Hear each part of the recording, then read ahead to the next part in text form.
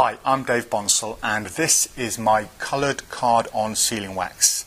Now the wax comes in several different colours. We have natural, just a good old-fashioned plain natural wax. There is bicycle blue and bicycle red. Now these colours have been matched, properly officially matched with bicycle red and blue, so they are exactly the same colour. We have Sharpie black and Sharpie grey. Now there are reasons for having these colours. First of all, if you perform card-on sealing and you have your wax in a small tub and you sneak it out with an elastic band and put it around the packet, if for example you have a red pack of dirt bikes and you have your standard card-on sealing wax on there, there is a chance that that could flash and it could be seen. So why not, if you use red bikes, have some red wax, and when the red wax is on there, there's a lot smaller chance of it being seen if you're going to flash. The same with the blue, bicycle blue, again, once it's on there, if you're going to flash, it's a lot less likely to be seen.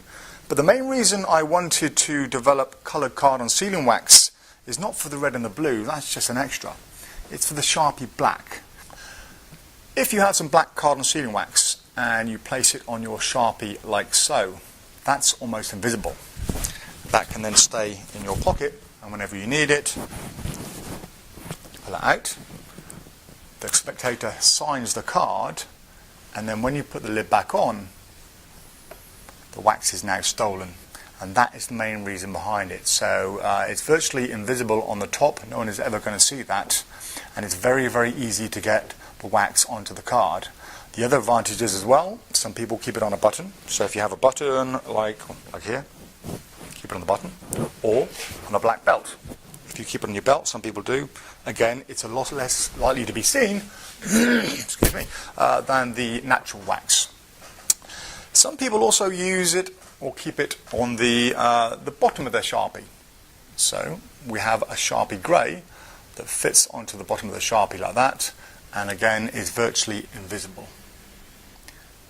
Now people have been using different types of wax to do the card-on sealing effect for many years. For example, you can use surf wax. It's very sticky and leaves a residue on your fingers. People have used the outer skin from Edam or Babybel cheese. Very, very sticky, but again it leaves a residue and it's red, and it leaves a red colouring on whatever it touches. And other forms of wax, once you make a small ball, you're left with this horrible sticky residue on your fingers, and that's one of the things I didn't want. So I commissioned a company in the UK who specialise in making pharmaceutical grade wax to develop a wax specifically for the card-on sealing effect.